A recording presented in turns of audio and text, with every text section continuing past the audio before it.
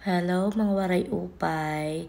So, for today's update, hindi nga po ako pumasok kasi kagabi nilalagnat ako. Pero ngayon, bumaba na yung lagnat ko. Praise God. Pero ayun, nagpapahinga lang ako dito sa bahay. Nag-decide na ako na tumayo kasi para naman ma-exercise yung katawan ko. Kasi ilang oras na rin ako nakahiga sa kama. Bale, yung kinain ko lang pong breakfast kanina ay lugaw na merong chicken. Kasi yun lang yung gusto kong kainin kanina. Para ayoko na masyadong hard food. Para para hindi masyadong ma-irritate yung throat ko. Kasi nagsimula to nung kumain ako ng matamis din nung Sunday. Kaya talagang na-trigger din yung sore throat ko.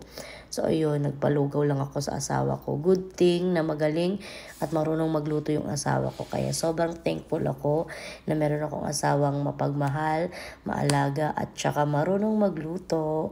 Meron akong technique para mapaayos yung tulog mo sa gabi. Kasi di ba pag meron tayong ubo tsaka sipon, hindi tayo makatulog ng mahimbing. Kasi ubo ka ng ubo, sipon dito, sipon doon. So ayun, ito yung ginawa ko kagabi. Ito na nga po ang secret reveal. So gumamit muna ako ng eucalyptus na flavor.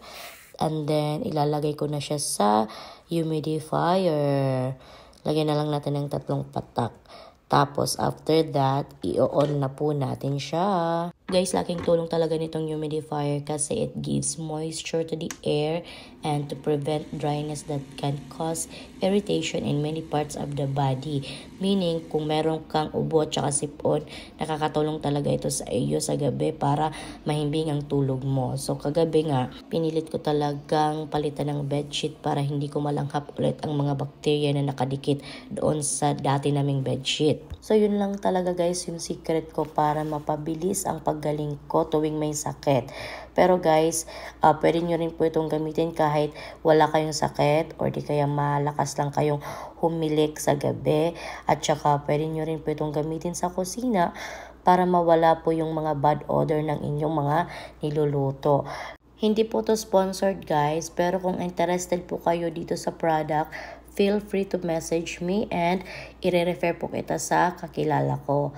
So hanggang dito na lang po ulit ang aking video. Thank you for watching and for always supporting me.